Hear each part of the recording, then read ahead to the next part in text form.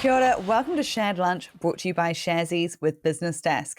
My name's Frances Cook, I'm the investments editor at BusinessDesk, and we have a great BusinessDesk special for listeners and viewers. You can find out about it at the end of the episode, so stay tuned for good info and then good deals. Before we get started though, here is some important information. Investing involves risk. You might lose the money you start with. We recommend talking to a licensed financial advisor. We also recommend reading product disclosure documents before deciding to invest. Everything you're about to see and hear is current at the time of recording. Now, today we're joined by Richard Milsom, who is the Director of New Zealand Rural Land Company. Welcome, Richard. Thank you for joining us. Thanks very much for having me, Frances. Oh, thank you for coming in. I think it's a really important sector that we actually don't talk about much, or at least enough in the business context. So talk to me about what your company does and how do you make money? New Zealand Rural Land Company owns large tracts of high-quality rural land throughout New Zealand and leases it to some of New Zealand's best operators under long-term lease. How we and obviously our investors make money is the increase in value of high-quality rural land and through lease income that's inflation adjusted. It's interesting because rural land might seem like a small niche to people without experience of the sector, I think, but there is a lot of variety in that area. So as you say, you've got a lot of pastoral farmland currently. We do. What about areas like horticulture, viticulture, forestry? Are they on your radar? Absolutely. So it's probably important. A useful bit of context is to think about why rural land is such an important investment for people, especially in the context of a diversified portfolio and thinking for the future. So one of the big issues facing the world is how to feed an ever-growing population, and something that all countries around the world think about and is a very important geopolitical issue is food security. And so in New Zealand, the backbone of our economy has always been our food production. And so we have some of the most fertile, well-drained volcanic soils in the world. We sort of have the Goldilocks effect in New Zealand. We've got the perfect amount of rain, sunshine hours, soil type and climate to grow a variety, be it grass that then feeds animals that turn that grass into protein, whether it be crops, viticulture, horticulture, forestry. Those natural characteristics and quality make New Zealand one of the best, if not the best, food growing region in the world. And it's been the backbone of the New Zealand economy forever. And so one of the issues has been in the past is that it's a very hard asset class for investors to access. You need millions, if not hundreds of millions of dollars to own rural land or farmland. Usually you might own a piece or a whole individual farm. That means you've got quite a concentrated exposure in one particular area and one particular type of farming.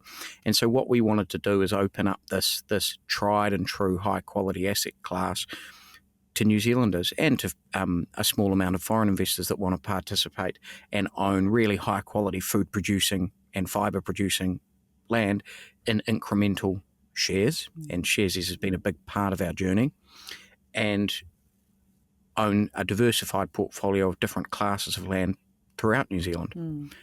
So you're absolutely right when you say to date what we've been focused on is buying pastoral farms. Now, pastoral farms is a commonly used term really for big grass factories.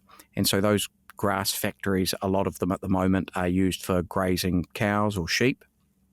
Some of them have dairy sheds on them, and so the cows are being milked, some don't. But those tracts of land are reasonably diverse. If they're not being used for one thing, they are able to be used for another. So you can fatten lambs on them, you can fatten beef, you can grow crops, you can milk dairy cows, you can do a variety of things. And in pockets, in fact, you can plant trees and sequester carbon as well. There are types of land and certain land classes that aren't particularly productive farming-wise that you just have in some corners or very small areas. And so, in fact, you can plant those and offset emissions and actually grow carbon, if you like, or carbon sequestration. the reason we've been focused on pastoral farms to date is, one is we like the risk profile of them, in the sense that we think that as far as a variety of assets, but particularly within the rural space, we think because of their alternative uses that they're on the lower end of the risk spectrum. We also think that we've been able to buy them and at quite attractive pricing, and that we've been able to lease them well.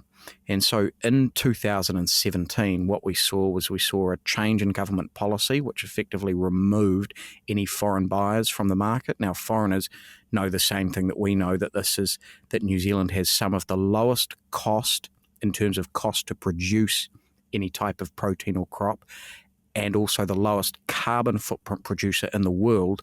And so you saw the likes of big pension funds and other large institutional investors wanting to come and buy and own and operate New Zealand land. Now, change of government policy in 2017 effectively saw that removed, so you had a big group of buyers missing from the market.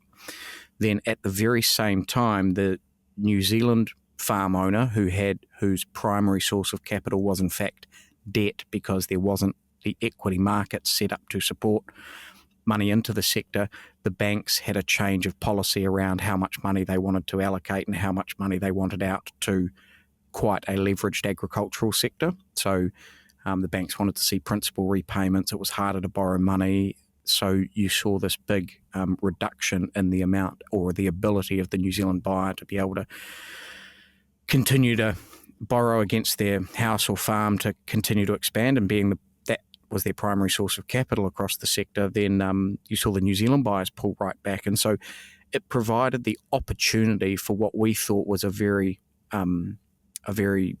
good investment thesis to actually enter the market at a time where pricing was really attractive. And so that's what we did. We listed on the stock exchange in December 2020. So we've been operating for just over 2 years. And so our focus has been pastoral farms, and we own just under 11,000 hectares of rural land or pastoral rural land around New Zealand. And right at the moment, we're actually raising capital to complete a forestry purchase of approximately $63.7 million, which will be our first foray into forestry.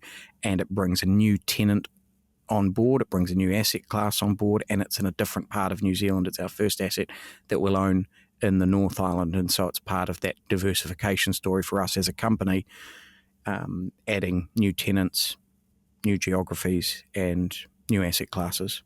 It's interesting. There's a couple of things you mentioned there that I'd like to pick up on, some really interesting points.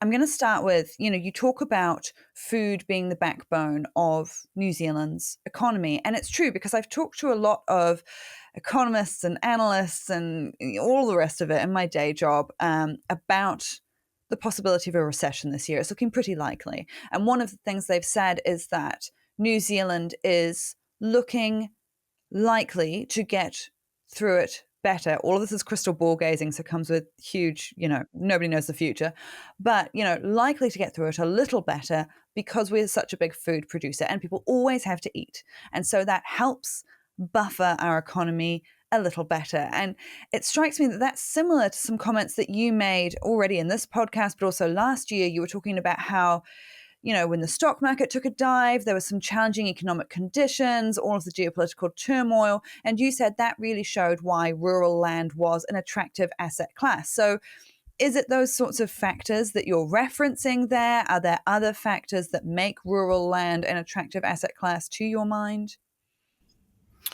It is. So a lot of those features are front of mind when we're thinking about rural land as an asset class. Traditionally, farmland and productive rural land, for the very reasons you've mentioned, have been insulated somewhat to geopolitical risks, inflation risks, general stock market movements. Of course, being a listed company, we're going to be exposed to some level of that. You would just probably think that we might be less exposed than other businesses that might be more exposed to an economic downturn. People still have to eat. The world still has to eat. People talk about New Zealand as being the world's food basket. So even in a recessionary period and when things are tight, people do still need to buy food, buy protein, buy wheats and cereals, and so we think that, and what we saw last year in particular was our portfolio sort of held flat. It went up very slightly at the value of rural land against some other asset classes that didn't fare so well. With the rise in interest rates, we saw other asset categories actually decrease in value. And so, although we've only been operating a short time, farmland and rural land has been around since day dot, and so we have been able to study and see the effects of different economic environments, and rural land has seen to be somewhat of a slightly safer asset to own in those types of environments. You then couple that with our leases are in fact inflation adjusted, so what you would expect to see is that when inflation is high inflation tends to increase the value of some asset classes, and also in terms of cash flow and dividend income, you would expect leases that are increasing by CPI or by inflation to grow faster than you anticipate. So your dividends grow. Now, the other point I want to bring up that you mentioned before is forestry, which is a really solid, very long-term investment, but often a very good one for people. It strikes me, forestry has, of course, been in the news a bit in the last couple of weeks. Napier floods have sparked a lot of discussion about responsible forestry, the problems caused by That's right. slash. Yep. And in Gisborne. Yeah, exactly. So for those who haven't caught that discussion, slash is, of course, a waste product from forestry. Debris and logs can be swept downstream during heavy rain. It causes further flooding harm. So as you look at forestry and you look at getting involved in that sector, what do you make of that debate, and where do you think the responsibility lies? It's an interesting question, and it is a very hot topic at the moment because we have seen pretty widespread damage. I suppose there's likely to be a lot of damage with such a catastrophic and irregular event such as the cyclones that we've seen. But nonetheless, it still begs the question: is who's responsible? What do we do about slash? How do we avoid it in the future? The government's actually doing a review into slash at the moment. And just to recap your point, Francis, slash is what is left over after you have logged a forest. So when you cut trees down, not all of the logs go on the back of the truck, and so there are small amounts of trunks left on the ground. And if you imagine that that's over hundreds, if not thousands of hectares, if that's on the side of a hill and there's lots of rain, it can get washed down. If it hits something like a dam or a house or the side of any infrastructure, really, you can imagine a big swell of water carrying a whole bunch of logs can cause a lot of damage. There are ways to mitigate the effects of slash. You can undertake what's called mosaic harvesting. You can leave some lines of permanent trees that almost act as a buffer or a natural filter, if you like, so that the logs can't just sweep down off hillsides unfettered. I think that there will be some changes perhaps post this event. It's not like anyone was being reckless or uncaring. It's just we've never seen this kind of catastrophic event before, and so you don't know what you don't know, and so it's a matter of putting steps in place in the future to mitigate some of that. The forest that we're buying at the moment is likely to actually remain in permanent forest because the highest and best use of it at the moment is being used to sequester and store carbon and suck it out of the atmosphere. And so that would result in the forest remaining standing. And so for us, we wouldn't have the slash issue, but that doesn't mean that we won't have forests that are harvested in the future. It won't, of course, we're going to take an interest in that being done responsibly. It's probably a good time to touch on our leases. So our leases are reasonably industry leading, and so not only do you need to pay your rent on time, but we partner with tenants that are somewhat industry leaders, and so not only are they very well capitalised, and so they can withstand some of the vicissitudes or the volatility in farming or timber or fibre practices, but also there's a number of other things that New Zealand Rural Land Company and their tenants share value-wise. such as the way you treat your staff, health and safety, healthy homes, warm environments, safe environments, no modern slavery, the way you treat your animals, the best practice way that you treat soil, water.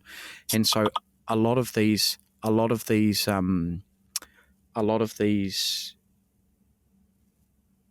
joint and shared long-term, we talk about enduring land for life. So our sustainability program, or our enduring land for life, bedrocks are weaved into our leases and they're binding, but they're things that New Zealand Rural Land Company and their tenants are doing anyway. And so in the same way with our forestry leases, we will have best practice harvesting and responsible harvesting weaved into our leases. And so if any of our forests were to be harvested, you would expect that using the latest best practice type harvesting techniques would be adopted, and we would have some oversight and the ability to influence that too. Yeah, and I think while we're on the topic of Cyclone Gabrielle, I mean, we've seen a lot of discussion about this could make, consumers will probably see this in terms of food prices going up because so many crops were washed away, or at the very least, badly damaged. Does that impact your plans for the future? Do you need to have buffer and strategies in mind for the possibility of more severe events like this impacting the rural sector? Absolutely, because we've seen it, and luckily we were reasonably insulated with the vast majority of our farms in the South Island not seeing any real damage from Cyclone Gabrielle. But in the past, they've seen flooding, they've seen really high wind events, and so it comes down to thinking about how you put your infrastructure on farms and the way your fences are and the way your tracks are lined up. It also comes down to having very robust insurance. Unfortunately, and we're going to see a catastrophic knock-on effect of this, especially in Hawke's Bay, is there are some things that you either can't or people haven't insured against. So if you imagine that you're an orchardist, maybe your orchard's worth $5 or $10 million, you might get paid out by your insurance company $500,000 for the build of your house. But if you've got land that's covered in silt with unrecoverable vines or trees, you're in a very, very tough position. And I think we're going to see some pretty widespread impacts of that, which will play into food pricing and that sort of thing. But yeah, it's something we can't avoid the risk. What we can do is just mitigate it in terms of planning the way we set things up, the insurance cover that we hold, that our tenants hold, that sort of thing. I mean, a huge issue for the primary sector, as you say, is going to be climate change more generally and the possibility of these severe events impacting. I mean, when you look at climate change, carbon emissions, future planning, how does it impact your strategy? Does it impact where you buy and what you buy? And just while I'm chucking a whole bunch of questions here at you at once, what level of responsibility do you think the industry holds? How much should they be changing? So a number of things. So I'll touch on the climate change one to begin with. So climate change is going to be a very real issue for every single industry and every single person going forward. I think that starting from a platform of having the lowest cost and the lowest carbon footprint in terms of the food and a lot of the food we produce in New Zealand is a very good starting point. So if there are food types that on a nutritional basis don't make sense, we're likely to see the reduction overseas before we see that in New Zealand. But it's not enough to rest on our laurels. And so that's one of the reasons that we partner with such able operating tenants. And so the nice thing, especially in a lot of agricultural situations, is being more profitable and being more sustainable actually go hand in hand. You have a hectare of land that you can farm on. The more you are able to do with less inputs on that land, the more profitable you're going to be. So the more, the genetic improvements you can make in your animals so that they are producing a lot more meat or milk per unit of input, the more, the healthier your soils and the healthier your grass and the better the grass species you're using, the less synthetic fertilizers you're needing to use, the less you're having to drive around the paddocks in a tractor or with a truck. You're able to do a lot of that less. the more efficient you are with new technology, the less labour units you need to have on your farm, and therefore the less you're driving around in tractors, trucks and motorbikes. And so, and then the other thing, just from a structural point of view, is one of the big changes we've seen to the agricultural sector is the introduction of New Zealand Rural Land Company to the sector as a form of capital. Now, that sounds complicated, but if we unpick how that actually plays out or translates, what it means is someone who's a very productive and efficient and therefore low footprint farmer might own 5 or 6 farms, which means they've got a big operations team. They've probably got a sustainability manager. They've got processes in place to check that their water and their fertilizer and their farms and cows are being run as efficiently as possible.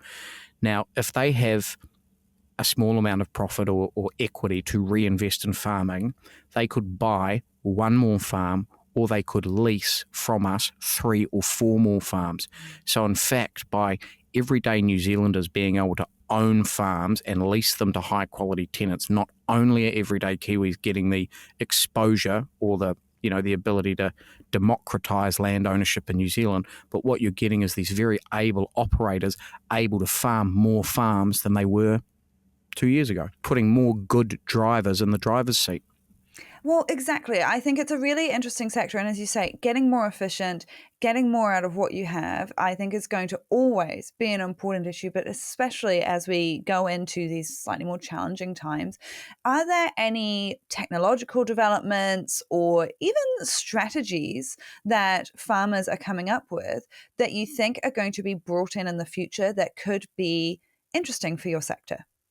Oh, goodness, Francis, there's so many. New Zealand is a really, really productive and innovative place. We're seeing the likes of Halter, which is a New Zealand piece of technology that is a necklace that the cows wear. Now that can what's called break fence cows, and so you don't need to put up an electric fence. You can be really efficient about the amount of grass that they're eating. It will bring them into the shed themselves without someone having to go and drive around them and bring them in. It makes little noises and vibrates to steer them, and they get used to if it's beeping in one ear to turn the other way. You're like training your cows. That's fantastic. That's exactly right. It's really impressive. I'd encourage people to Google Halter and have a look online. It's a really impressive piece of technology out of New Zealand. Lots of other things, smart fertilizers, so you can do a lot more with less, breeding really efficient grass types, and a conversation that New Zealand's is going to need to have is the genetically modified or genetically engineered conversation. And so if we want to make fundamental changes to the productivity of the grass species in New Zealand and the frequency with which they need to be ploughed up and replaced, and how much grass one hectare can produce, we will have to look at whether we're prepared to accept genetically engineered or genetically modified species of grass. Now, that doesn't mean a Frankenstein type grass with lots of different elements. It can be the type of technology where you are just removing some elements of an existing species. It would be like a person having a Parkinson's gene removed from their DNA strand, not replaced with anything else. And so there will be conversations. There's no free lunches, if you like. You might get a shared lunch, but there's no free lunches on the path to mitigating the effects of climate change, which is very real.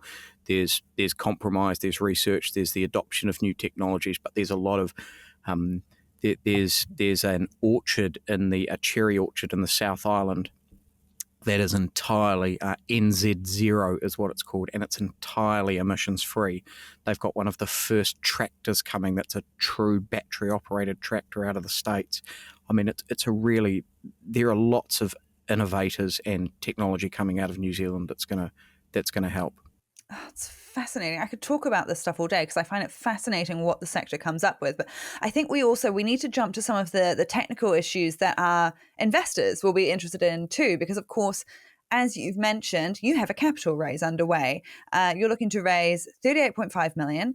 Talk me through why you want to do this, and also what has the response been like so far? So the reason we want to do this is to fund a forestry purchase in the Manawatu Wanganui region.